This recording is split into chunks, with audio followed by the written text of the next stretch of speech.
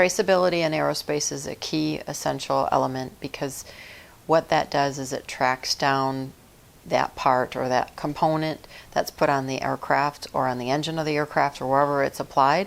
So everything is traceable down to the paperwork, to the extra processes, the material and everything. So you have the material reviewed, and also the part itself, they have to maintain where it originated. Yeah, it just shows accountability and traceability of anything. So it's like anything you purchase at a store or anything. There's a barcode, or it's similar to that, where it's traceable. So yeah, that's a key element when you're selling aerospace components in the industry.